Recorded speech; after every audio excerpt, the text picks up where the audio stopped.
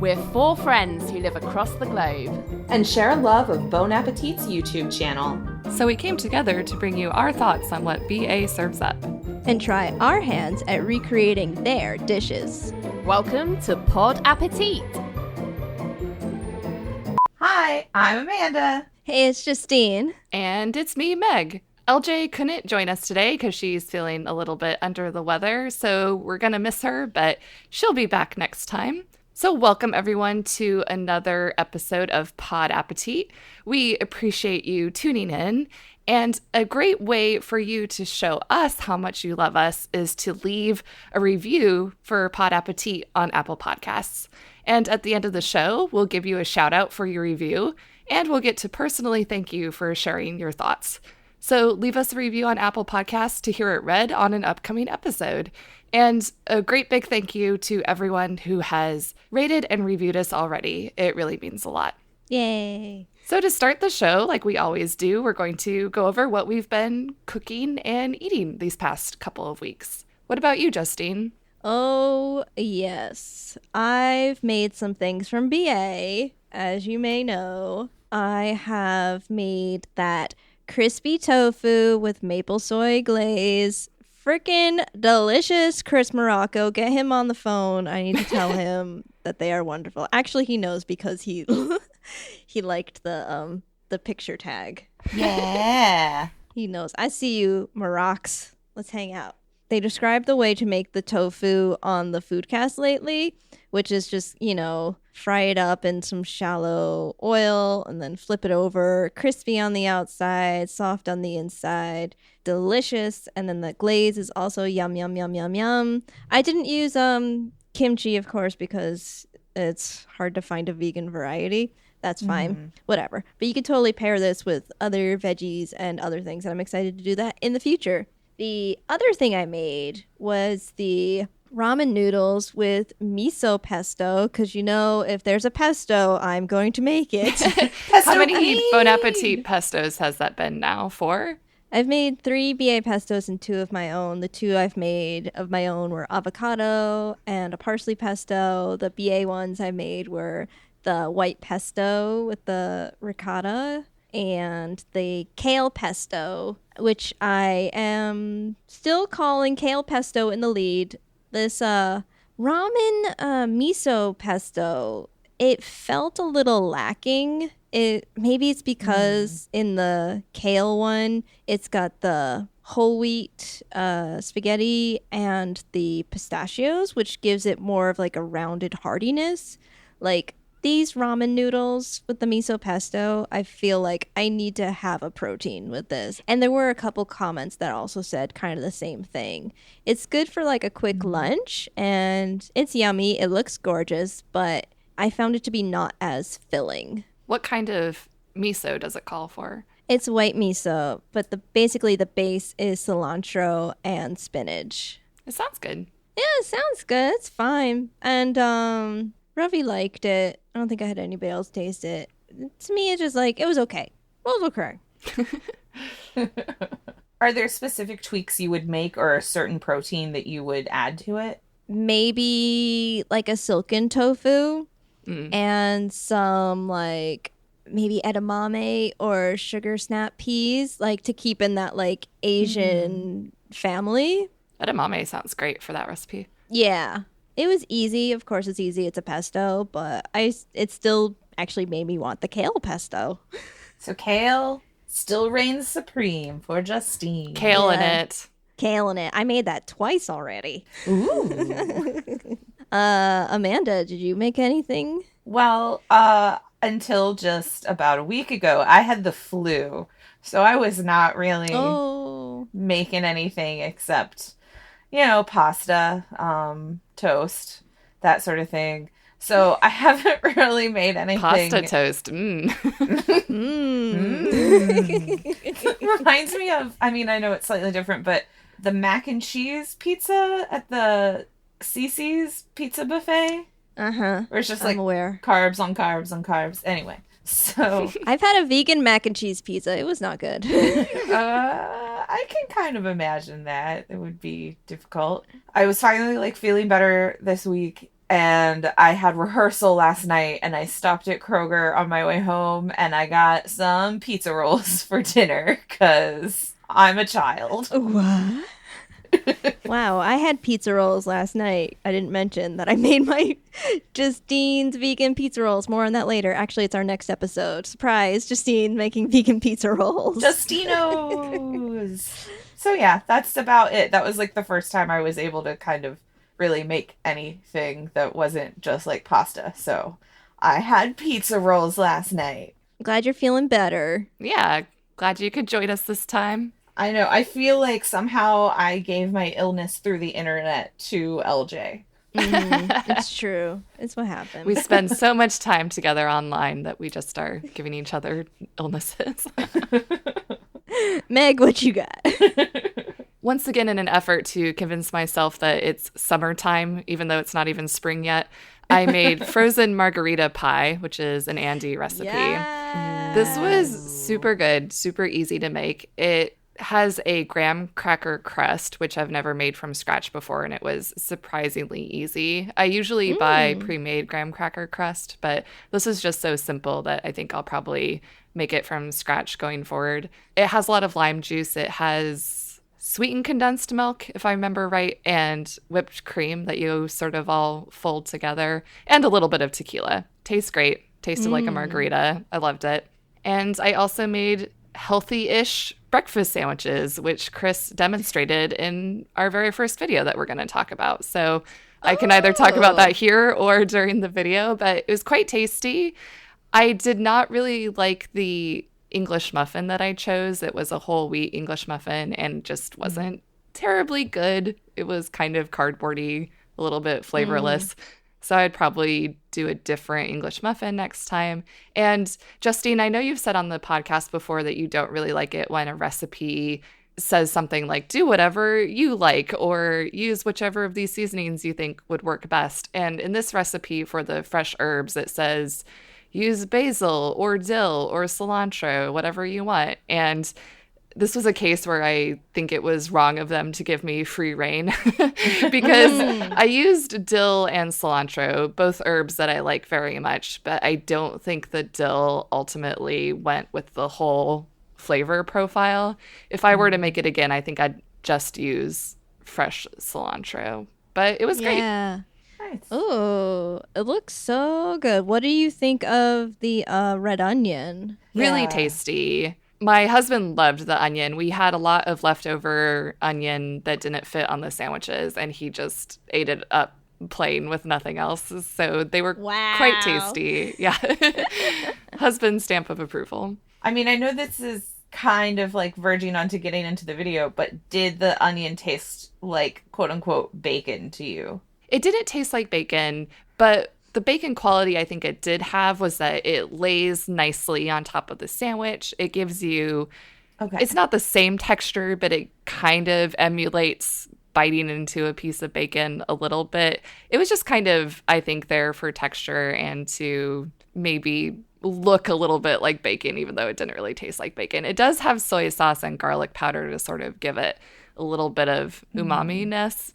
Not bacony, but quite tasty. No, yeah, it's the same thing, like the same flavorings that I use when I make like my tempeh bacon. Yeah. I don't know, he can like talk all the bad things about whatever, but Chris is doing the same thing I'm doing. And it was pretty salty too, which I think is always something that bacon gives you, saltiness. So yeah. So speaking of that sandwich, that's one of our first videos. On the menu for today's episode, we have Chris makes breakfast sandwiches from the test kitchen. Pastry chef attempts to make gourmet Butterfingers. Pro chefs share their top restaurant kitchen tips. Test kitchen talks. Brad makes Gravlax, aka cured salmon. It's alive. Rick makes tacos Placeros from the test kitchen. Molly makes chicken noodle soup from the test kitchen. Pro chefs blindly taste test ice cream. Test kitchen talks. Pro chef tries to invent new pasta shapes. Andy learns Thai cooking techniques from a Thai chef, formerly titled Andy Learns How to Cook Thai Food. Make of that what you will. Recreating Madhur Jaffrey's chicken tikka masala from Taste. And finally, pro chefs cook and eat food they don't like. Test kitchen talks. Whew, all right, that's a lot of videos. Wow. I didn't know about that title change. Yeah, I didn't either. I have maybe thoughts, but also maybe reading too much into it. But we can get to that later. So first up, we have Chris makes breakfast sandwiches from the test kitchen. So these were the sandwiches I was just talking about. They turned out great. Chris mentions that he used a cardboardy English muffin, which I feel like I unintentionally did as well. But he says it makes you feel healthy and honestly, maybe even a little virtuous. I don't understand why you would voluntarily eat something that tastes like cardboard and that you are saying on, I don't know, like the internet, like, oh, this tastes like cardboard. Like, I don't know. Because it's good for you. See, that's what I find funny about this video is that they say it's healthy-ish. They say that they're getting rid of the bacon to make it healthier. And this is kind of a nitpick of mine. Just because something doesn't have meat doesn't make it healthy. There is so much cheese on this sandwich. It's a little insane. I don't think this is a very healthy sandwich. Yeah. Exactly my thought of like, oh, we're going to do this. We're going to do that. Load it up with cheese. There's so much cheese. Damn, girl. Oh, this also reminded me that since we last recorded, I got a subscription to Bon Appetit magazine. Yay! And this recipe is in there, so yeah. Okay. I liked the premise that Chris presented for this sandwich. He pretty much said that this is a good hangover cure, that you can party all night and you'll have a great breakfast sandwich there for you in the morning. Except you gotta make bacon for 30 minutes. Yeah, that Well, was that's my true. thought. Is, to me, hangover food should be something like that takes no more than 5 minutes to put together. For sure. I could see the eggs and the cheese. That'd be something nice and hearty to sort of make you feel a little bit alive again. But yeah, too much effort for being truly hungover. Yeah, I thought it was interesting. It makes 2 sandwiches, and I know, well, you noticed and you said that a lot of the onions are left over. I don't know. It's a little bit of a nitpick, and I'm like, oh, I gotta make 2 of these things, and then they'll have all these leftover things. I don't know. You had someone to share with. Even then, I was surprised by how much onion there was because it says in the recipe to use a whole onion. It doesn't say use half an onion. So I think you could get away with just half an onion for 2 sandwiches. Yeah. Can I talk about the editing now? Oh my god. You know, I think in my week-long conspiracy theory of there's one, junior editor, intern editing all from the test kitchen videos. And they're getting a little better. I think they're getting a little better. This one, they use the B cam a lot better. But, note to the editor, you can really benefit by resizing your shots to vary them up and crop out unwanted things on the sides of the frame. Thanks. I felt like there were weird jump cuts in this one also. Yeah, that's what I was just saying. They could just resize your frame so you're not noticing all the jump cuts. I was just like, oh my god, is this a Quentin Tarantino movie? Because it is not. And this is an inappropriate use of jump cuts. I liked the finger guns thing that Chris did at the end. I liked the finger guns too. He had strong opinions about proper finger guns. I like his wrapping job with the parchment paper. Oh, that was so nice. I will say that is one thing I didn't do when I made this breakfast sandwich because I was starving and I was like, I'm not going to wrap up this sandwich in parchment paper. But I did like the technique he used, and I really would like to make those chicken katsu sandwiches again. I would definitely use the parchment wrapping technique to make those sandwiches. He did it like a pro. He's like, you just do bloop, bloop, bloop, bleep, and there it is. And I'm like, wow. Yeah, it's like that how to draw an owl meme. Oh, yeah, exactly. Other side notes for me really quickly, because we got to wrap up on this one. Is this the Cholula hot sauce from the reverse engineering? He's saying mixy mix like Brad. And when he adds a little salt, I was like, that's a lot of salt. He's like, let's add a little salt. That was a lot of salt. So much salt. Yeah, he's on a real Cholula kick lately. Now Not sponsored. I like that he's still trying to perfect his one-handed egg crack. He'll get it one of these days. I also tried to do the one-handed egg crack when I was making these. It's actually really easy to crack the egg. What's hard is to not get a bunch of eggshells in your eggs. Yeah. I mean, at least he was honest and was like, no, I did get shell in there. Yeah. He's working on it. Attaboy. All right, next video. We've got a Gourmet Makes. Pastry chef attempts to make gourmet Butterfingers. Did anybody else's mind get blown? That there's cornflakes in Butterfingers? The cornflakes definitely blew my mind. I feel like I didn't know what a Butterfinger was. Like, if you had told me it was sugar, I'd have been like, what? No, it's like wafers. It's sugar. And I was like, because like she started doing it and I was just like, okay, Claire, that's not the way. Yeah. And then all of a sudden she made Butterfingers. I was just like, what happened? Rewind. I guess my mind wasn't that blown, but I also wouldn't have been able to tell you at all how the interior of a Butterfinger was made before watching this video. So it was surprising to me, but I've always kind of thought of Butterfinger as sort of like honeycomb, as they call it in the UK, which is definitely just sugar. So I always felt like it was kind of in that family, but I had no idea the technique of pulling and layering. And like you said, Amanda, the lamination. Yeah, all of it. The cornflakes, the lamination. No joke. The day before this video dropped, I think it was when I was watching the Ben and Jerry's episode, and I was thinking, oh man, what would I like Claire to make? I really would be intrigued by Butterfinger. And then the next day this dropped, and I was like, BA read my mind! I think we said Butterfingers like 5 months ago. Yeah, probably. This is one that you see get requested a lot in the YouTube comments and in other areas. Everyone's been asking for it. And I think Claire even said in the video that this was a candy she personally had been wanting to try. Yeah. I was just so impressed by all of it and like Claire and how it all happened. It definitely made me also want to go and buy some Butterfingers next time I'm out. Like, I love Butterfingers. And I was like, oh man, I was so worried that this was going to be like a breakdown episode for her because of like how unique the filling is. She just killed it. It was amazing. She crushed it. Yeah. Well, I think my reasoning of why she crushed it was because it's sugar that you treat more like a pastry than like a candy. Although she still failed to temper chocolate.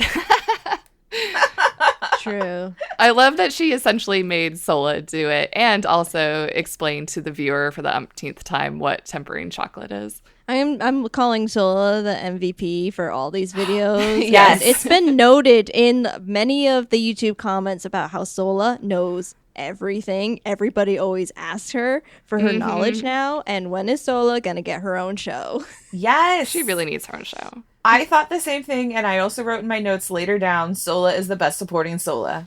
So. Yes, if we're doing MVP for these weeks, it's Sola. Definitely Totally. Sola. I loved that Claire and Rhoda pulled out, like, the recipe notebook for all of Gourmet Makes. I just thought that was so cool. Fun. Yeah. When it gets retired, I think it should definitely go in the Gourmet Makes museum that they apparently have. Yes. Although I really want them to digitize that. They need to type that up into a Google Doc or something. It's so priceless. What if they need to reference it and the notebook gets lost or something? Yeah. They should just... She could just, Control F hard crack or whatever. Nice. Oh my God. So, Amanda, the Reese's flashback showed me that Delany has a much better haircut now, which I think has increased his hotness factor for everybody on the internet who is all about Delany now. I was like, oh my God, he had a worse haircut before. That's what it is. Yep. I'm also on that Delany board. He coming in with the Fast and the Furious quote. I was just like, I laughed so hard. And she's like, what does that mean? Quarter mile at a time. And I was laughing. And then literally my next note is also crushing more and more on Delany. Absolutely. I also really liked that he is swooping in to try the food like he always does, which everyone on the internet loves to comment about. And Claire hears him coming and he says, well, I have very iconic footsteps, to which she says, well, we do hear them a lot. And then she just looks straight in the camera like she's in the office. Oh, my goodness. I think that was my favorite part. I love that really long expletive bleep given to Gabby during the squall.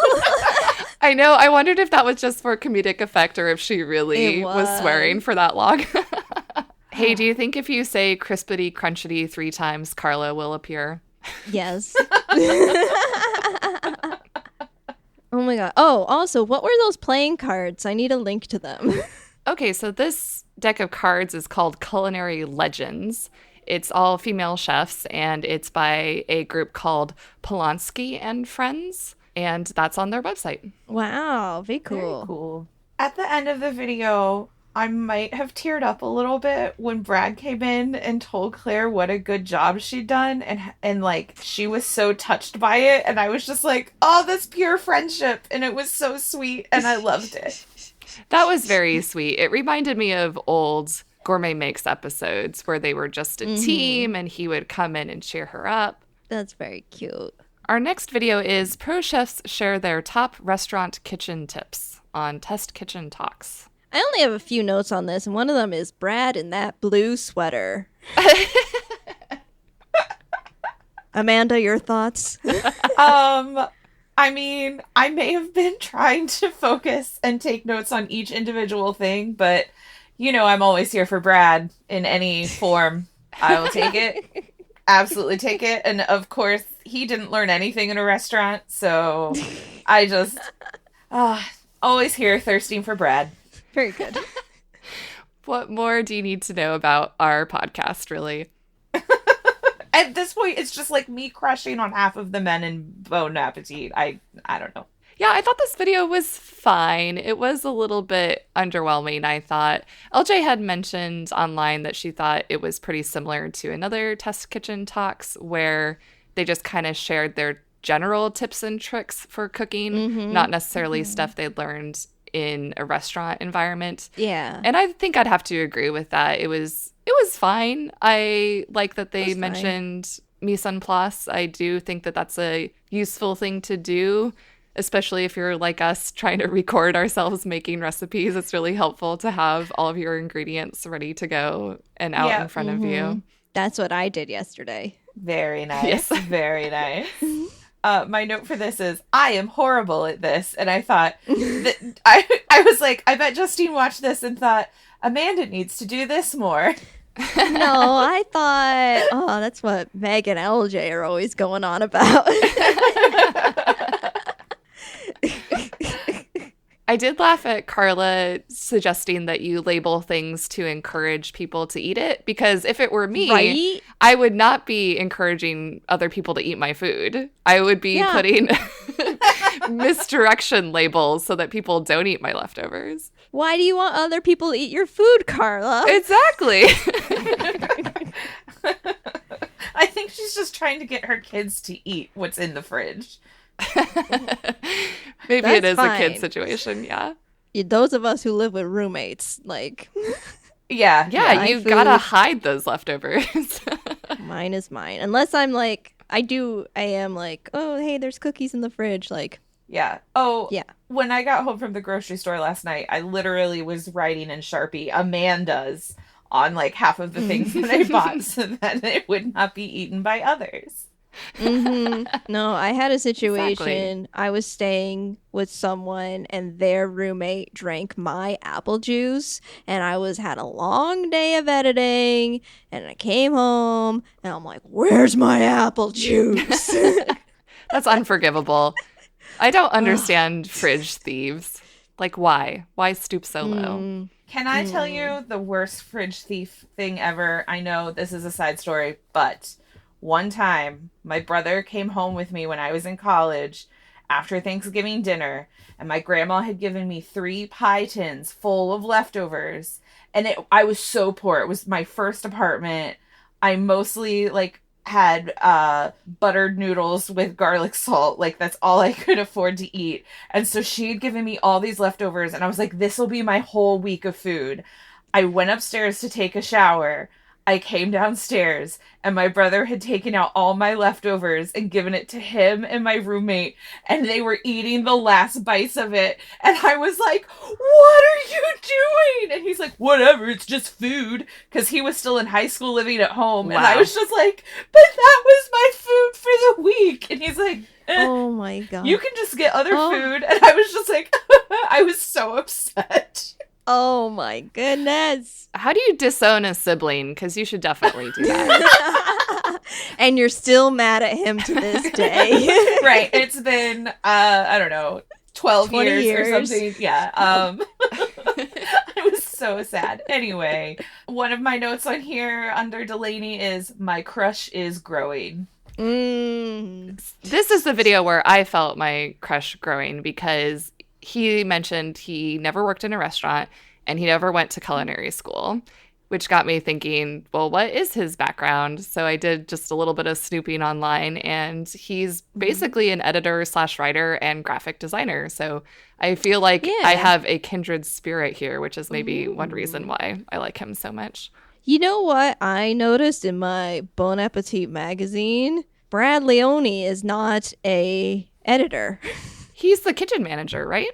No. Not or was. anymore. Brad Leone, under all the editors, is just listed as test kitchen video host. That is his role at Bon Appetit magazine. Wow. Well, I guess now that you mention it, he's never been an editor, has he? No. No.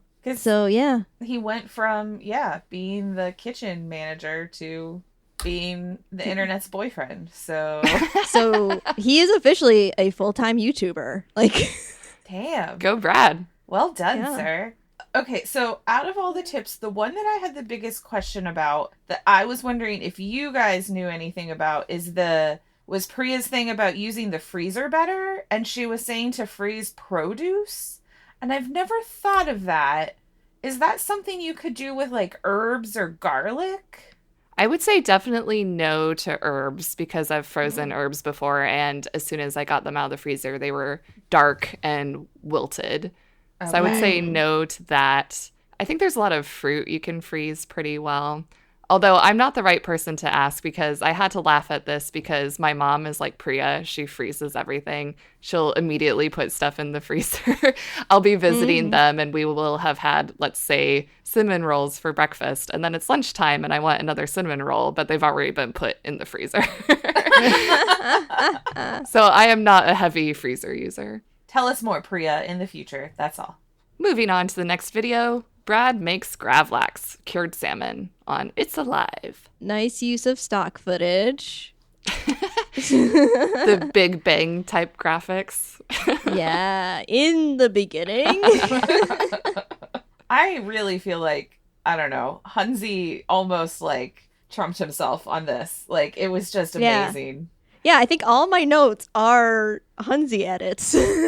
I have so much. Yes, like the Hunzi graphics, ball bearing collector, bong hive, the Venn diagram of Brad, Tony Hawk, and a ship captain. Yes, the best fish possible, Kim Possible, the Farm King graphic. Effort to find footage not found. I loved that. I also loved the Kim Possible fish you mentioned. That was such a great deep cut. I laughed really hard at that one. Oh, the fucking Office Space reference. Yes. The bobs. Deep cut. The bobs. Jake Gyllenhaal as Bubble Boy.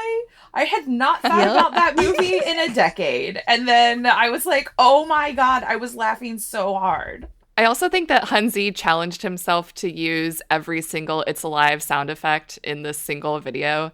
There were so many sound effects, except maybe not the cat meowing, but especially during the spice grinder bit, it was just like jingle, jingle, slap, slap, slap, just every single sound effect you've ever heard.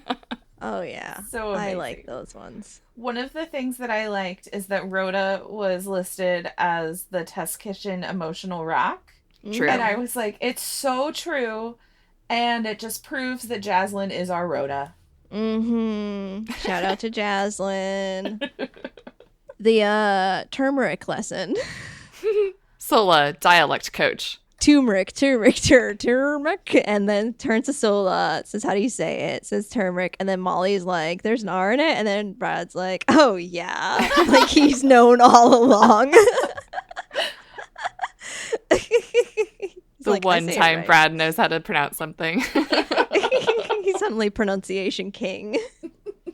Oh, and reminder that Brad doesn't wear underwear. Just snuck right in there at the end. Lest we forget.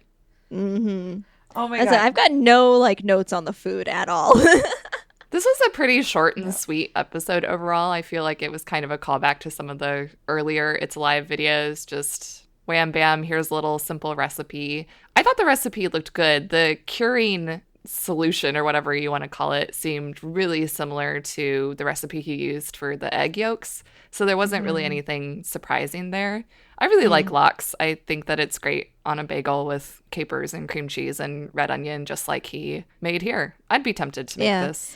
And I'm really glad that he said a way you could use this. Like, he's like, bring this to a party. I'm like, oh, that's a great idea. Because, like, you don't want to really make, like, a whole fish, like, for yourself and your family, especially if it, like, I don't know, you want to use it immediately while it's fresh. Mm-hmm. Yeah. And he did say that, like, to use it in, 5 days or something like that? Yeah. Maybe you could have it on, like, a charcuterie board or something. Mm-hmm. Oh, that's a good idea. Can we talk about how Brad and Andy are a married couple? Oh, I said divorced couple in my notes. Well, I just love Brad's like, I want a divorce. I think it's pretty funny how they're arguing about keeping the stations clean, and then Andy immediately switches to, like, ooh, food, and just starts eating. That's one way to end an argument. And then just bring Chris in and everybody's tasting the lox. Yeah. Up next, we have Rick makes tacos placeros from the test kitchen. Forgive my pronunciation. Outside of the test kitchen. Yeah, this wasn't really an in the test kitchen video. From the test kitchen to the streets. Mm-hmm. You know what? I have feels about this. I think that, one, this episode really celebrates the spirit of the March issue, which is, global tacos. And I think also that the video is very cute and wholesome and doesn't expect much from me but to enjoy it. I think that's a good summary. I definitely think it pairs really well with the March issue. And I think it's also a good complement to the Taco Nation episode of the Foodcast. Having listened to that episode and watched this video and looked through the issue, they all really harmoniously go together. And it's really nice to get this complete picture from all these different angles. Mm-hmm. And I definitely recommend that episode of the Foodcast because it has Dr. Steven Alvarez, who makes a brief appearance in this video. Yeah, he's the so-called professor of taco literacy at St. John's University in New York. And in the Foodcast, he particularly talks about Sonoran Mexican food, which is personally my favorite kind of Mexican food. So I appreciated hearing about that type of Mexican cuisine and tacos as well. It's so informative. Yeah, I agree with you. That it was kind of like what they were doing with like the Making Perfect Thanksgiving, but in kind of reverse, going from the magazine to the videos instead of the videos to the magazine. Mm-hmm. I felt like that was a good strategy. Like, I would not mind seeing them do something like that for each issue of like having a video that's kind of tying that into it. Though one thing I did feel is I would probably have rather seen, I mean, I enjoyed this video, but I'm hoping that they will have one of Rick's taco recipes, like a video of that. Because I think I would have just, if we're only going to get one, I would have rather have seen that to see like what he designed, like his recipe. So I'm really hoping sometime in March we get a video like that where he's doing one of his recipes that he developed. But I guess we'll see. I did like that, I forgot to write down her name, the woman at the restaurant. She just spoke Spanish, so he spoke Spanish to her the entire time. Like, and that they didn't try to, I don't know, make that weird or whatever. Yeah, it felt very natural. It felt friendly. I think Rick's really been killing it lately with the recipes and with the magazine in general, because he had his Christmas cookies, of course, and then now we have this whole Taco Nation issue. And another thing I'm really looking forward to from him is apparently he's writing a book, I think, about all about all 32 states of Mexico and the cuisine for each region. Yeah, it's part cookbook, part travel guide. Which sounds great. And his Instagram stories are, wow, they blow my mind. They're so beautiful. I can't wait to see all of his ideas distilled in a cookbook. Can I ask, though, what are those, like, rubber overalls that he's wearing in this video? Fashion. I honestly thought it was like an apron at first. Yeah. It did look like an apron, yeah. It did. I'm like, did he bring his own apron? Did he wear it on the streets over? I'm like, no. That's what I thought, too. I was like... He's like a fashionable fisherman or something. Yes. Gordon, fisherman, Fire Island.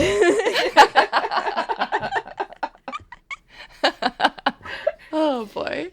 So I had to look up what Placeros means. I thought maybe it might mean plate because they were saying that it takes up the whole plate, but it actually means pleasures. Pleasure tacos? Taco pleasures? I don't know, but I would certainly think it would be a pleasure to eat one of these, in my opinion. Yeah, I think because it's all like mix and match, make it to your pleasure. That makes sense. Yeah. I did think that a couple times. I'm like, that's just way too many things in one taco. Yeah. It's a lot of things. Props to Rick for actually eating them like a taco. I don't think I would have been able to manage that. No. Oh my God.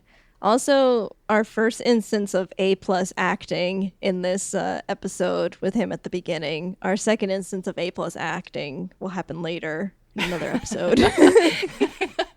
When he's surprised by the ginormous cover. It's like, what is this? What do you want? Oh, it's a party for me. Well, as soon as he had that like wrap around him, I was like, oh, something dramatic is about to happen. Like, it felt very like, I'm a master thespian right now. And I'm putting on an act. Also great acting by Chris, where he's casually asking if Rick wants some coffee. Because we're like, Chris actually forgot for a moment that they were doing the bit, and then he just tried to get out of the way as quickly as possible. Probably. I enjoyed Tommy on the trombone. Yeah, go Tommy. Oh, now for some more A+ acting. Oh, God. I have so many thoughts. Molly makes chicken noodle soup from the test kitchen. One of my first notes is Molly is not an actress. Am I forgetting something? What was she acting in this video? It's the brand integration. Oh my God. Why'd you have to remind me? I was watching this and I hated it. And all I could think is Meg must be hating this even more than I am. I definitely did. Okay, let me try to distill my problem with sponsored content. When it's integrated in a way where it's just cheesy and cringy and forced like this, that's the worst kind of sponsored content to me. I think that you can successfully have sponsored content and a product plug in a video if it's something that they're honestly, earnestly using anyway. We see this so often.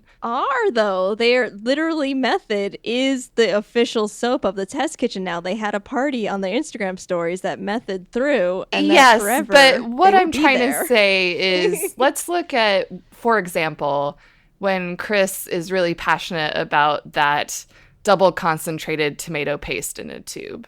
That is not sponsored content, but he is so passionate about that product that he wants to be sure to mention it by name and to be like, you need to get this product.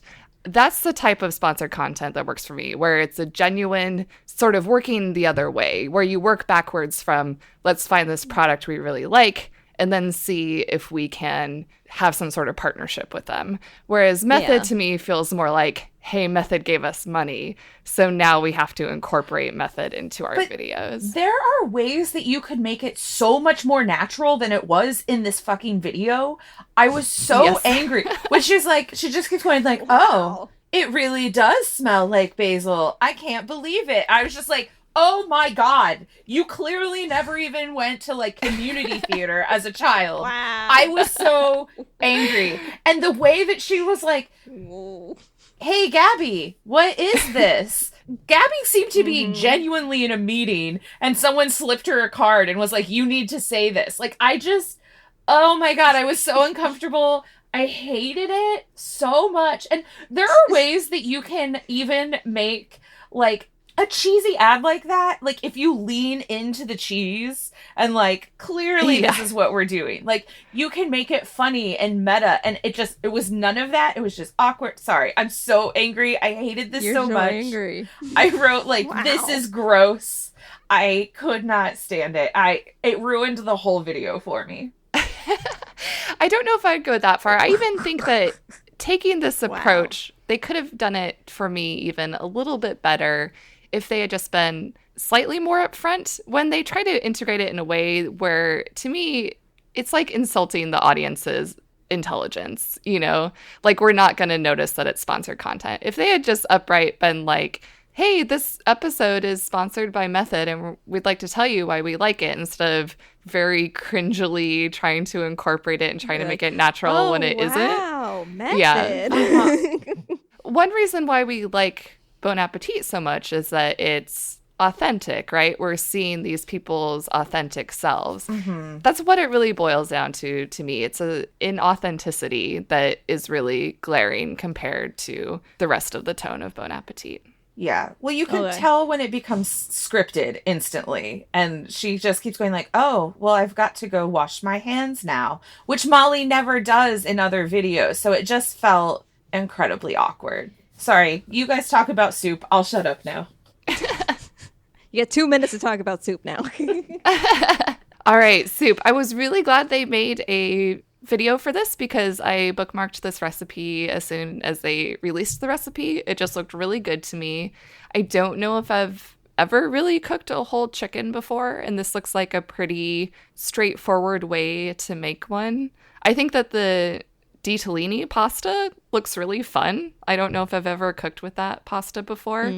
So this might be a recipe I would make, perhaps. Yeah, I feel like this is also one LJ would be all over. Mm-hmm. And I thought this was funny because I feel like there's a little bit of dissent among the Bon Appetit ranks, because in a recent email newsletter written by Alex Beggs, the subject line of the email was "Chicken noodle soup is dumb." And then that was followed by "Sorry, but it is." Yeah. So at first I thought this was kind of interesting because usually they make such a concerted effort to have all of their platforms work together with their content. Like we were saying with the Taco Nation issue, you know, have everyone be on literally the same page with email, print issue, video, podcast. So this was a little bit surprising to me. It felt like maybe they didn't compare notes. But then in a recent Foodcast episode, Alex addressed this directly, and she said, I know that Molly just released a chicken soup recipe, and actually I think they demonstrated it on the Ellen show as well. And Alex Beggs said, honestly, we made this recipe for SEO reasons, which I can fully understand, because when I worked at a food company, real talk, we definitely made some recipes just to capitalize on SEO. We looked for what people were searching for, such and such recipe, and we tried to be one of those search results. It's a legitimate strategy.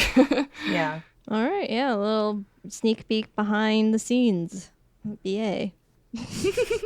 I don't have anything about soup because I don't like soup. So I like dill. I like dill now. Dill is a thing I like now. It's kind of a big dill. Yeah. That's all I got. All right, now that we've ranted about product placement more than we needed to. Sorry. Moving on to Pro Chef's blindly taste test ice cream. Poor Emil. Why do they keep giving him dairy products? You know what? They'll give him not dairy products when he shaves that mustache, okay? That mustache He's not allowed to have nice things until he does that. It was on purpose. He said it was worth it. I still think every he's way cute. to cook a pizza. Yeah, Oh, I was boy. trying to remember. We've had cheese, cured meats. Is this the third one, or was there something I'm missing? International snack foods. Yes. And a blindfold taste test. Oh. That was blindfolded. Oh, I guess you're right. You're right. I'll accept that. I'll allow it. I'll allow it, but it wasn't with overheads and cute little bowls. I was really impressed by Andy in this video. There were so many my that he God. guessed just by scent alone before he even tasted Yes. them. I wrote that he has a magic nose. Yeah, he does. This one, along with the last one that they did, which was the snack foods, the point distribution is off again. People are still mad in the comments. Yes. Yes, they didn't give Priya the correct points once again when she was completely on the money. It was also a little arbitrary that strawberry and oat was 2 points, but then Yeah. the miso black walnut was not 2 points. So Yeah. when Sola said miso butter pecan, they gave her 0 points. Yeah. Totally arbitrary. And we know from Priya's Twitter, but this definitely comes down to also the producer, that like these are the editors making the decisions. But I mean, like someone who's producing that should also this needs to be worked at. Ooh. And Yeah. also the stracciatella, so many of them essentially said what it was. They said Yeah. it was vanilla or cream ice cream with chocolate chips, which, come on, that's basically what Well, it is. They said it wasn't the vanilla variety. You can get the vanilla variety. It was just the milk variety. Oh, I see. So that's why they didn't give it to them for vanilla ice cream. But yeah, flaky, chocolatey flakes is stracciatella. Yeah. Multiple people said chocolate strands to begin with. I'm like, they should have gotten points for that. Yeah, definitely. This episode was a mess. I'm going to be angry about this one. I was enjoying it until the point stuff started going awry. And then I was just like, what the hell? I'm very defensive about my internet best friend Priya. That is all. Although I did enjoy especially Emil's and Delany's reactions. It was like watching a baby try a food for the first time. They would just scrunch up their faces and shake their heads.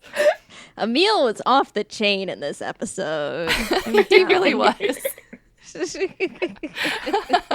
If we want to talk about having product placement, when he did his Lactaid quote unquote commercial at the end, I was like, this is how you do a bad commercial and make it funny. See, that was funny. I can always get behind funny. I like it. The editor always uses Emil as the intro and outros for these videos because he always has such good bits.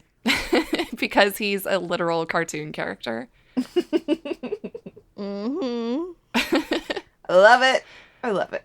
I'm just wondering how both Christina and Carla got bubblegum from miso black walnut. Yeah, well, even like I think Andy said it smelled fruity, so I think it's that like sort of fruity. Yeah, quality. Chris said the same thing, that he I was also wondering if maybe the texture was throwing them off because that was the ice cream that was stretchy Chewy, and kind of chewy. So I wonder if maybe that input was telling them bubblegum. I just found it kind of interesting how they both got the same wrong flavor. That was the one where like Priya guessed like the region, like where it's from and didn't get any points. Yeah, she was like, this is a Syrian ice cream. And then she said the kind that it was. It started with a B. I didn't write it down.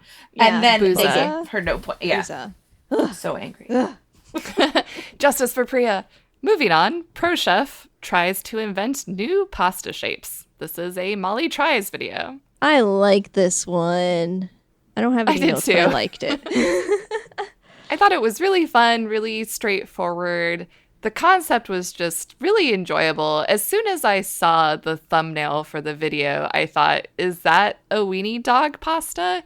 And it was. So it's great that she was so effective and so successful right away. I was really proud of her. Yeah, it wasn't too out of the box. It wasn't too strange. I think it just was directed, produced really nicely. Made sense. Yeah, when it started, I was like, ooh, I don't know, like just the idea of new pasta shapes, because there are like a billion different pasta shapes from Italy. And like BA has even, like in their older videos, I've watched one, I think it's under Handcrafted, where a pro like pasta maker makes a bunch of different shapes of pasta. So I was very unsure, but by the end the video had won me over. And like the tie-dye and the way that they keep incorporating tuna, though I was like, why do they keep saying tuna is Molly's dog? Like there was a graphic of like Tuna is Molly's dog multiple times. I think there were some YouTube comments that were like, hey guys, did you know that Tuna is Molly's dog? Oh, I didn't know that. Like, we get it. It's definitely become a running joke on the Bon Appetit subreddit. There's one person who always replies anytime Tuna is mentioned with, Tuna is Molly's dog. I guess from a production standpoint, you do have to assume that someone might be coming to this video for the first time ever and they've never seen Bon Appetit, but it is pretty funny for regular viewers like us. Well, yeah. And because they said it like 4 times in this one video, I was like, you just needed it the one time, but okay. I also enjoyed how they incorporated the local stores. It was kind of like Rick's video, let's go to the street and see what people who have been living in New York for a long time have to offer. I really enjoyed seeing that 100-year-old pasta guillotine. That thing was crazy. So cool. And like Molly's personal story of like, hi, I've been coming here since I was a kid with my dad. That was so sweet. Yeah, I really liked that. I like how Molly... And like, because I think she did it in the dog food episode too, where if she's nearby another store that she likes, she kind of goes rogue and is just like, I'm gonna go get some food that I like here. And she's I just like, here's an it. opportunity to charge it to the office. Yeah, company credit card. Hey, they're on a shoot. It's right. I mean, I'm sure she shared that mortadello with the crew. Maybe. I think she could eat that whole thing. True. She's like, I'm recipe testing. Yes. Okay, question. Did you guys notice that they bleeped douche and douchebag? Yes. Oh. I had to really think about it. I was like, what are they bleeping? Oh, douche? Okay. Didn't know that was a bleepable word. I didn't think that would be bleepable. Okay. Well, sometimes the bleeping in these seem arbitrary because I think it was this one at the end. Molly said something about like fucking blah blah blah, and like you could basically hear her say that, and I was just like, but then why did you bleep out other? Okay, bleeping on the internet is arbitrary. Yeah, like just let her cuss to her heart's content. You have to be brand safe so that brands will want to give you money and dish soap. Free dish soap for life. I thought we had good cameos in this one from like Delany, Sola, Brad, and Rhoda. It felt like a good, like, getting everybody involved in different ways. Delany Drink Drop. Oh my gosh.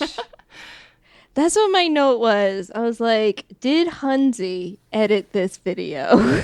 There were a lot of sound effects. Yeah. And graphic It was effects. it's alive. Yes. The little barking pastas when she dropped them in the boiling water. Yes. Oh my, when she kept saying that they looked like fetuses, I was laughing so hard. I wouldn't have thought it, but once she said it, yeah, they did a little bit. Because the flesh colored. And once again, Bon Appetit is obsessed with tie-dye, even though the rest of the world kind of isn't. Right. True.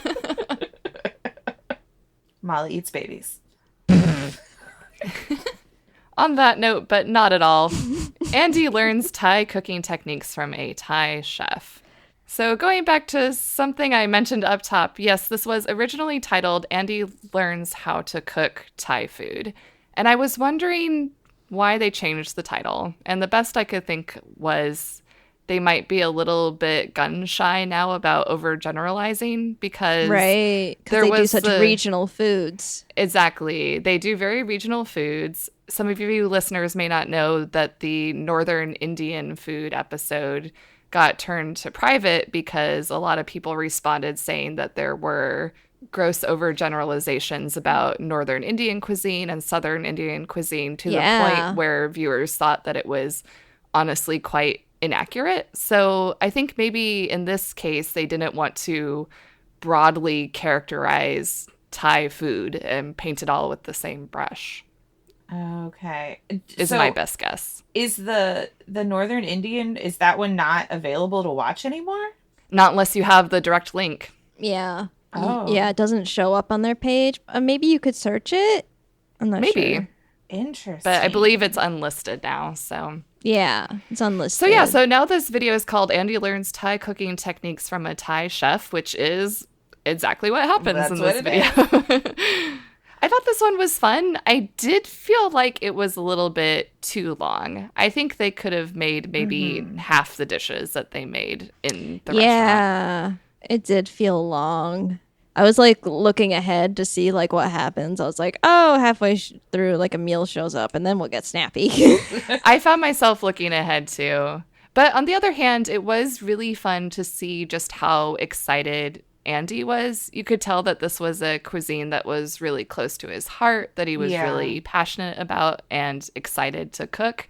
So I think that's always good. When the chefs are passionate, that really comes through, and I think it helps with the viewing experience in general. I also like that this is a place that Andy had traveled to, and he like showed the pictures, and he just had like a real appreciation, and it's like he's had the foods before and now he wants to learn how to make them. I think my favorite part of these videos now is Andy tasting all the ingredients at the start. Every time I watch these, I really enjoy that, to see like how he kind of responds to the different ingredients, and how even like the chefs or the owners are like seem skeptical about him tasting certain things, and he just goes for it anyway. I felt like he took especially big bites in this episode. And then Emil like snorted that chili. That was such a fun part of the video. Emil is just such a character. And I was trying to think if we had really seen just these two interact with each other before. And I don't know if we have, but it was really a delight. And they were such geeky goofballs that I would like to see these two paired up again. I'm not seeing anything in the comments that sounds bad. It's just a lot of people love this series. They feel that Andy has the authentic passion and they want to see more. I'm not seeing any negative comments about this video. That's good. I'm glad that, maybe they're trying to be more proactive about not generalizing too much, because it does seem like he really wants to learn this stuff and learn the techniques and really bring it back, and possibly even like integrate it into other cooking that he does. Yeah. Which I feel like he definitely has when you see like the recipes come out that are Andy recipes. And we do know that he does love a mortar and pestle. So I was very happy for him to get to use that giant one. Oh my God. When he was like learning from the chef, and you could tell he like didn't want to be out mortar and pestled. Like he was just like, okay, let me get in there. I can do this now. Like, he's like, wait, I've got one that I got in Thailand too. It's true, he does. I have one question about the food for you guys before we wrap up on this one. With the fried chicken, he kept talking about how the bones were in there, but then I was confused. When they were chopping up the chicken after the fry, were the bones still in the chicken, or had they been removed somewhere? I think they cleavered right through those bones. Yeah, they did. Okay. I just, I kept rewinding it and trying to figure it out, and I couldn't, but it looked delicious. It did look good. I want that fried chicken. Speaking of chicken, I definitely want to eat. Nom nom nom. Our next video is recreating Madhur Jaffrey's chicken tikka masala from Taste. This is a Chris Reverse Engineers episode. Oh my God, Madhur Jaffrey is so cute. She was such a great guest. Oh, I like how the people did comment. They're like, oh my God, she was so much nicer to him than when they regularly just the test kitchen people judge him. They loved it. he was so sweet. Just like, I don't know. I felt so proud of Chris at the end of this video. Like, he was so adorable, and like, he seemed very starstruck by her. Yeah. Absolutely. I loved that interaction. He was, like you said, really proud. He was so happy to get praise from her. And I was expecting her to be a little bit stricter because at the top of the episode, she kind of put on this persona that she was going to be a strict judge, but then she just but ended up giggled. but then she ended up being really kind and really complimentary. And I think that Chris will just be happy forever to know that the texture of his chicken was superior. But she is also flexing, which is great. She's like, when James Beard came over for dinner. Just name drop James Beard a little bit.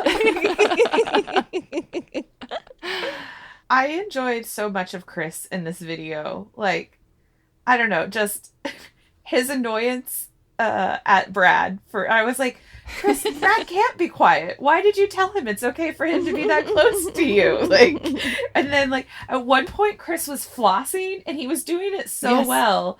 I was so impressed. That's when you remember that he has kids. You're like, oh yeah, of course he knows how to floss. Oh yeah, that's true. That's true.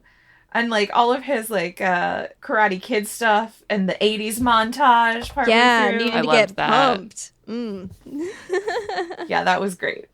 He was so spicy in this episode. He was not taking shit from anyone. Like you said with Brad, him yelling at Brad and saying, I'm like fucking Arya Stark over here. I can hear you. And then he gets mad at Andy for, quote, skulking around. And at one point, he also says he'll mess up anyone who tries to eat his leftovers. He was not taking any guff from anyone this episode. This is dinner tonight. Damn, he's the food director now, so he's the boss. So nobody messing with him.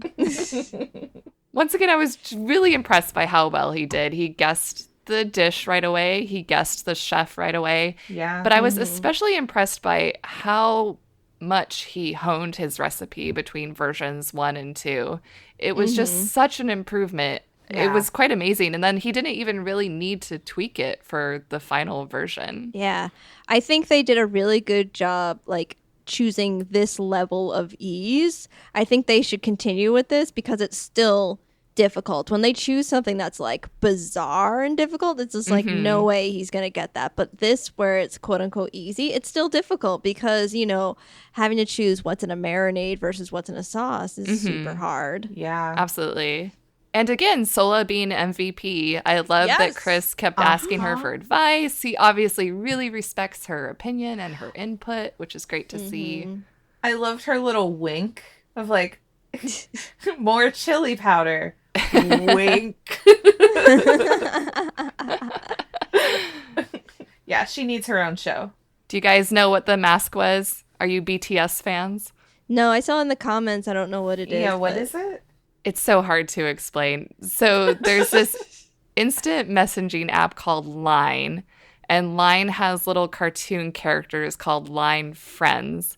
And there's this one character called Tata, which is what the mask is, which is a heart-shaped alien who was designed by one of the members of BTS, a really popular K-pop boy band. Okay, that's the best I know how to explain it. Okay, no, I was like, BTS, I don't even know what that stands for. I hope you get to that. You're showing your old, Amanda. I know, I am showing my old. I know, and even one of my best friends likes K-pop and spent years in Korea, but I don't know. I don't understand. I just don't like pop music. I'm old. It's fine. All right, and our final video. Pro chefs cook and eat food they don't like. Interesting titling. I was so upset that they were making them eat things that they don't like. Aww. So I was upset at first, but I actually really liked the approach because I thought it was just going to be 10 minutes of people complaining about food they don't like. But I actually really liked that they instead decided to try to have the chefs win each other over on specific ingredients. I thought that was probably the best premise they could have had for this. I can see that. I think it just, first of all, that it wasn't like everybody had to try something they didn't like. Right. Because Chris repeatedly was complaining about peanut butter, yet nobody made Chris eat a dish with peanut butter. You know what I mean? Like, yeah. it was, I don't know. I think it was that sort of premise where it was just some of the people had to try things they didn't like and other chefs didn't. And some of them seemed fine. Like the Molly with the gamey lamb and Carla. Like, it seemed like she really tried to, like, Carla really tried to make it so where the gamey taste wasn't there for Molly. Whereas, like, poor Emil with the century eggs, like, it wasn't, like, trying to mask it at all. I felt so bad for him. And I just felt like he was beat up in the test kitchen talks between, like, having to eat ice cream and then century eggs. I don't know. I just felt like there needed to be a better balance for me. That's interesting because with the century egg, I see what you're saying, but I also don't know how you would prepare it in a way that still allows you to taste the century egg. I think that putting it with the rice porridge was at least a good way to introduce some sort of contrasting flavors that might highlight the century egg. But I think it would be maybe cheating if they just, disguised it entirely to the point where you couldn't even know it was there. Yeah, that's interesting because just like, I don't know, with a century egg, yeah, how are you going to prepare that? You either like or don't like it. Yeah, and it seemed like it was a struggle for him to eat that. Disclaimer, I've never had one, but I also don't have the desire to try one. It just looks rotten, and the fact that it smells like ammonia is just, bleh. No thank you. Yeah. It just seemed like that was extreme compared to, like, Szechuan peppercorns. Which, personally, I like Szechuan peppercorn quite a lot. And Mapo tofu. So I think Christina got pretty lucky with that one. Well, I'm also wondering, did Emil just make this really hard for himself? Maybe he should have picked an ingredient that he wouldn't have hated to eat. Yeah, if he said, like, bananas, that's... Yeah. I did keep thinking about, like, oh, man, this would be horrible if... like, we tried to do something like this and, like, forced LJ to eat bananas of some sort. Like, that's... She would throw up. I know. That's why I'm just, like, it just felt a little cruel to me. Like, I understood the point of, like, oh, okay, well, if you have a food aversion and, like, you can change your taste here and there. But sometimes there's just an aversion that's just hard to overcome. And it just felt mean. I really liked Carla's philosophy and Priya's philosophy. Carla pretty much said, if you have a food aversion, the only way to get over it is to just keep trying it in different ways. And not that I think everyone needs to convince themselves to like a food they don't like, but you can see why professional chefs might feel like they need to do that. Yes. And I do think that it's good to keep an open mind. For myself personally, I allow myself to try something 3 times, and if I still don't like it after that, then I'm pretty good with just saying, oh, I don't actually like uni. It's too bitter for me, so no thank you. And Priya said at the end, quote, I don't like to think of it as I don't like it. I'm just searching for the way to eat it that would make me like it. I'll never give up. I thought this was a really positive attitude to have. That's true. I had a question for you, Justine. Would you try to make this green pepper pesto? I don't like peppers. Okay. See, I felt a little bad for Andy because Gabby said that she had just made up the recipe on the fly, which in that case, is that really going to win someone over on an ingredient if it's a recipe that's never been tested or tried before? I think it would have to be a very carefully honed recipe. And because it was so green pepper forward also. Yeah, I've been trying to actually try and eat peppers because it's one of the things that I haven't liked since childhood. And I think it was maybe the flavor, but more of, I don't know, the environment of it. Like when I made the sausage and peppers the other day, I did eat some of the peppers. I didn't eat all of them because to me, I'm like, okay, that's a lot of peppers, but I had some. So I am trying to do that. Yes. To be honest, I'm not a huge fan of green bell pepper either. I saw a Reddit commenter describe it as sour grass. Ooh. Which I think kind of describes the taste almost. Yeah. I get made fun of because we're a vegan. I don't like a lot of vegetables. Especially the ones that are used heavily in, restaurant dishes, when they're trying to substitute meat. Like mushrooms. I don't like mushrooms. A lot of them. Ugh. Especially Well, Amanda, you don't like mushrooms either, do you? I don't. It's fungus. Portobello mushrooms. Ugh. You guys can give me your mushrooms. I'll eat them. That's fine. I picked some off of a pizza that my mom ordered the other day. I was like, here, have some mushrooms. But if you were stranded on an island, would you eat tuna? Tuna's Molly's dog. Would you eat your children? Definitely 100% Molly would let Tuna eat her before she would eat Tuna. Yes. I think that's true. She'd be like, here, I don't need this lip. You can chew on it. Ew, gross. All right. I think that's going to do it. So now that we've recapped all of the videos of this latest batch, we're going to talk about what was our favorite video and what dish would we be most likely to make. So Amanda, you want to start us off? Sure. I would totally make the chicken tikka masala. It's one of my favorite Indian dishes. I love it so much. I would definitely make that. And my favorite was, even though I don't like fish, was totally It's Alive. Brad makes Gravlax, just because it was so much fun. That was a fun video. Justine, what were your favorites?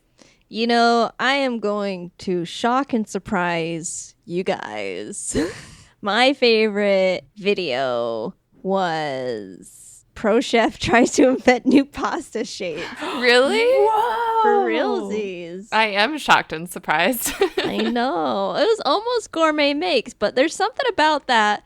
I watched that pasta video and I was like, this is really fun and I'm learning it and it's lighthearted and they're doing something different with it and Molly's very enjoyable.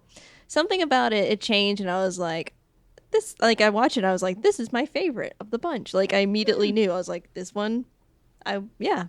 Nice.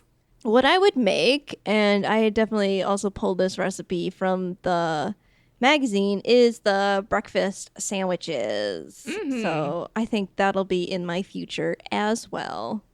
Nice. What you were saying about Molly tries being a little bit like Gourmet Makes, I noticed that in this video, especially how some of her first tie-dye attempts didn't really work out.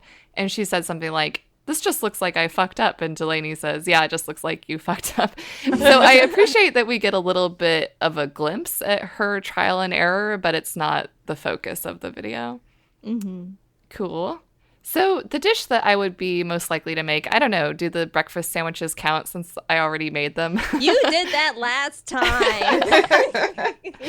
All right, so I would be most likely to make the chicken noodle soup. I do really want to make this one. It looks delicious to me, no matter what Alex Beggs might say. And I think my favorite video was probably Chris reverse engineering the chicken tikka masala. He just did such a great job. He was really funny. I loved the 80s VHS video part. Really fun episode. Man, I think this just shows that there's a large spread of good videos happening nowadays. I thought this was a really great bunch overall. Mm-hmm. I did too. Still not sure we needed 11 videos in a 2-week span. No, yeah. If they're great, you can just do one. We can just do one a day. Yeah, they'll still be great. We don't need 2 in one day. Slow your roll a little bit, Bon Appetit. All right, so we have some shout outs. Thank you to everyone who reaches out to us on social media to let us know your thoughts and comments. We want to thank Jaslyn from Up in 10 Club, Diana from Happily Ever Aftermath, the Sunshine and Power Cuts podcast, and the Places to Sleep podcast, who have all reached out to us. Also, thank you to Heidi from Vibrant Visionaries. She made us an amazing Delany-themed Valentine for Valentine's Day. So cute. We loved it. It said, let's take a bite out of everything life has to offer. So cute. She definitely knows us. Also, thanks to Jen from One Person's Trash is Our Treasure and D. Jara Britton, both of whom really liked LJ's Instagram story where she was baking the salty buckwheat chocolate chunk cookies from Basically. Mm-hmm. We also want to thank some of our Twitter and Instagram friends. Thank you to Diosa Ria. Thank you to Liz, who made Chris's breakfast sandwiches. She took pics and she shared them and said 10 out of 10 would make again. Yeah. Mrs. Casper offered some suggestions to me for what I could make with those leftover egg yolks from the angel food cake recipe. Maggie B. Miller thought that Brad wasn't allowed to be at his brattiest in that Tillamook cheese video. And she said, quote, "I just want to see that beautiful Brad butterfly spread his wings and soar." You go, Brad butterfly. And finally, thank you to Margaret, who always has so many hot takes. She says that Chris is canceled, all caps, for how he prepared the mapo tofu. So we always love your comments, Margaret. Never change. Thank you. Yeah. Yes, She's please our keep fifth commenting. beetle. She is definitely our fifth beetle / pal. Yeah, so thanks so much for getting in touch with us on social media. And once again, we'd really appreciate positive reviews on Apple Podcasts. So if you're enjoying Bon Appétit, go ahead and rate and review us. We'd really enjoy that. So thanks for joining us once again. Tune in next week when Justine makes Justino's pizza rolls. As foretold. It all came from a dream. Thanks for listening to Bon Appétit, a Bon Appétit fan cast. We'd love to hear from you, so find us on Twitter, Instagram, and Pinterest at pod_appetit. And on Facebook at Bon Appétit Podcast. You can also email us at podappetitpodcast@gmail.com and find all of our episodes on our website, podappetitpodcast.com. Until next time, the test kitchen is closed.